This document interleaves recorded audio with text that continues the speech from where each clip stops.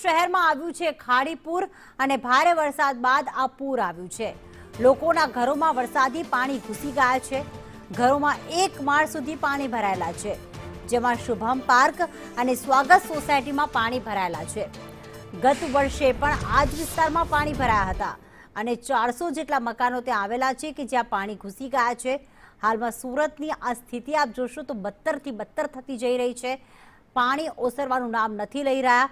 દુકાનોમાં અને ઘરોમાં પાણી ઘૂસી ગયા છે અને માત્ર આ વર્ષની આ સમસ્યા નથી, ગયા વર્ષે પણ આ જ શુભમ પાર્ક સોસાયટીમાં 400 મકાનમાં પાણી ઘૂસી ગયા હતા। 1 વર્ષ થઈ ગયું ખાડીપુરને અને ત્યારબાદ કહેવાય કે હાલમાં જ કોર્પોરેશનની ચૂંટણી પણ ગઈ।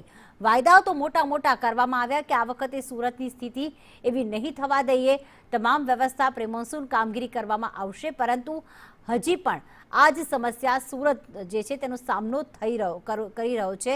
હાલમાં આપ જોશો તો નાની નાની દુકાનો છે તે પણ પાણીમાં ડૂબી ગઈ છે।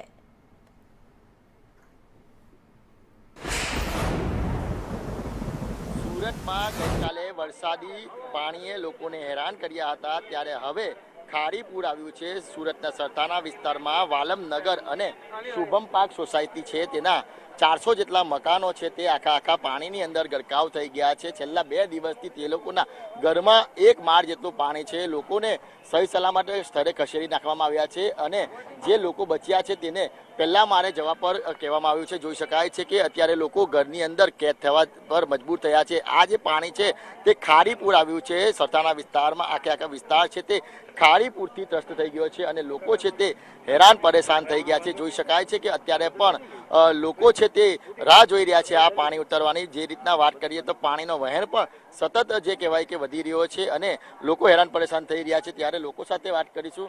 ભાઈ, કેટલું પાણી છે અને ગઈકાલે શું સ્થિતિ હતી? કાલે એક માળ જેવો ડૂબી ગયો છે સ્વાગત સોસાયટીમાં, અને ત્યાં રાહત સામગ્રીનો ચાલે છે, પણ અમુક જગ્યા શેરીમાં ગેજ નથી, હજી નજીકની શેરી છે એમાં નથી ગયા। હજી 2-3 વખત કીધો છે, કોઈ માણસ હતો એમ કીધું જો મત આપ્યો છે ને એને અહીંયા પોગાડવાનો છે, તમે થોડી મત આપ્યા છો, આ રીતનો મને કીધો તો એક ભાઈ હતા, અને ભાઈને ઓળખતો નથી।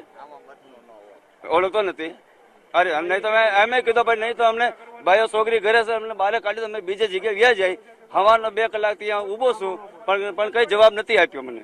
બિલકુલ અન્ય લોકો છે તેની સાથે વાત કરીએ। સાહેબ, તમારું ઘર ક્યાં છે અને શું સ્થિતિ છે અત્યારે? શુભમ પાર્કમાં 8 નંબરનું મકાન છે મારું। આ દર વર્ષની સ્થિતિ છે અમારે પાણીની। કાલ બપોરે 12 વાગે પાણી અંદર આવી ગયું। તંત્ર કોઈ આજ સવારે બધાએ પગલા લીધા, આખી રાત માણસ અંદર પાણીમાં ફસાઈ ગયેલું છે। પાણીમાં માણસને કોઈને બહાર કાઢવામાં નથી આવ્યું। માણસ તમે કહો કે પાણીમાંથી બહાર કાઢ્યું, બધા માળમાં માણસો બધા મજૂર જ છે। જાજુ માણસ પાણીમાં ફસાઈ ગયેલું, નથી પાણી પહોંચ્યું, નથી દૂધ પહોંચ્યું। લોકો વાતું કરે તો એ બધી ખોટી છે, પણ વ્યવસ્થિત પોગાડો, માણસોને ખવડાવો। આપણે બીજો કોઈ વિરોધ નથી, આ કુદરતી આફત છે, એને કોઈ પોગી નહીં કે એનો આપણે કોઈ વિરોધ નહીં, પણ જે માણસ પાસે નથી પહોંચ્યું એને ખવડાવો, પાણી પાવ। પાણી વગર ખાજા વિના હાલ છે, પણ પાણી વિના માણસને નહીં હાલે। તો 24 કલાક થઈ ગઈ, કાલ બપોરે આજ બપોરે 24 કલાક થઈ ગઈ, જે માણસને પાણી પોગવામાં નથી આવ્યું। અમુક વિસ્તારમાં પાણી નથી પહોંચ્યું, એટલે એ વ્યવસ્થા કરાવો। કાકા છે, કાકા શું કહેશો, કઈ રીતના ઘરની પરિસ્થિતિ છે અત્યારે? કઈ રીતના પરિસ્થિતિ ભાઈ અત્યારે? રાહત એવું છે કે દર વર્ષે આની એક પોઝિશન હોય છે, 10 વર્ષે 15 વર્ષે, કોકનું 1-2 વર્ષનું હોય તો અલગ વસ્તુ છે, પણ આ પ્રોબ્લેમ છેલ્લા 20 વર્ષથી છે, એટલે એનું કોઈ નિરાકરણ આવતું કોઈ છે। કેટલું નુકસાન, કેટલા ઘરો પાણીમાં છે? અરે અત્યારે તો જાઓ તો લગભગ કયો ને 200-300 ઘર જેવું છે, બધા પણ પબ્લિક બેહાલ છે। આપણે ખાલી અહીંયાની વાત છે, વાલમનગરની વાત એ બધું પેક છે, સરતાણા પેક છે, અને લોકોની કોઈ કારીગરી છે નહીં। બિલકુલ, તો 400 જેટલા મકાનો છે આ શુભમ પાર્ક અને વાલમનગરના, તે તમામ જે મકાનો છે તે પાણીની અંદર ગરકાવ થઈ ગયા છે। લોકો બહાર રહેવા પર મજબૂર બન્યા છે। ભાઈ, કઈ રીતની પરિસ્થિતિ છે અત્યારે? પરિસ્થિતિ તમારી સામે છે, કેમેરામાં દેખાય છે। પાણી ગળા સુધી અમુક જગ્યાએ ભર્યા છે, અમુક જગ્યાએ ગોઠવણથી ભર્યા છે, બેઝમેન્ટ ફૂલ થઈ ગયા છે, લાઇટની સુવિધા નથી, ફોનમાં નેટવર્ક કનેક્શન, ફોનમાં બેટરી ડેડ છે, ઘરે ખાવા પીવાની સુવિધા નથી, બધું પબ્લિક રોડ ઉપર છે। જ્યારે ચૂંટણી આવે ત્યારે બધું પબ્લિક કામ ઉપર હોય ને નેતાઓ રોડ ઉપર હોય। અત્યારે નેતા ક્યાં છે? રોડ ઉપર કોઈ નથી દેખાતું। જો પબ્લિક રોડ ઉપર આવી શકે તો નેતા પણ આવી શકે ને। સોલ્યુશન લાવવાનું, અધિકારીઓ પાસે કામ કરાવવાનું કામ એમનું છે, અમારું નથી। અમે અધિકારીઓને રિક્વેસ્ટ કરીએ છીએ કે તમે આનું કંઈક સોલ્યુશન લાવો। લાઇટની છે કે પાણીની જ્યાં નથી પહોંચાતું ત્યાં પહોંચવા માટે બોટની છે, આ બધી સુવિધા તમે કરાવો. બિલકુલ, તો જોઈ શકાય છે કે આ શુભમનગર છે અને આ વાલમનગર છે. વાલમનગરના રહીશો પણ પોતાના ઘરની અંદર રહેવા પર અને કેદ થવા પર મજબૂર બન્યા છે. ગયા વર્ષે પણ આ જ પ્રકારની પરિસ્થિતિનું નિર્માણ થયું હતું. જ્યારે વરસાદ આવે છે ઉપરવાસમાં ત્યારે ખારી પૂર આવવાનું નક્કી થાય છે. મહાનગરપાલિકા તરફથી દાવા કરવામાં આવ્યા હતા કે આ વખતે ખારી પૂર નહીં આવે. તમામ જે આયોજનો છે તે કરવામાં આવ્યું છે, પરંતુ વાસ્તવિકતા બિલકુલ અલગ છે.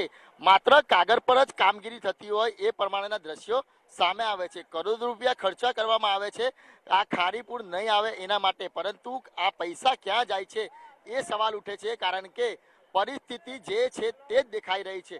એટલે સુરત શહેરમાં પહેલા વરસાદે જે કહેવાય કે લોકોને હેરાન પરેશાન કર્યા હતા અને હવે ખારી પૂર છે તે લોકોને હેરાન પરેશાન કરી રહ્યું છે. અને છેલ્લા 2 દિવસથી આ વિસ્તારના 400 જેટલા મકાનો પાણીની અંદર ગરકાવ થઈ ગયા છે. લોકો કેદ થવા પર મજબૂર બન્યા છે અને અત્યારે પણ પાણી છે તે સતત વહી રહ્યું છે. 1 માળ જેટલું પાણી છે તે એ લોકોના ઘરમાં છે. લોકો છે તે મદદની માંગ કરી રહ્યા છે અને જલ્દીથી આ પાણીનો નિકાલ કરવામાં આવે તે રીતની માંગ કરવામાં આવી રહી છે. પરંતુ પરિસ્થિતિ છે તે સુધરી નથી રહી, એટલે લોકો ક્યાંક ને ક્યાંક રોષે ભરાયા છે. કેમેરા પર્સન અજીત પટેલ સાથે મનીષ પરમાર, સંદેશ ન્યૂઝ, સુરત.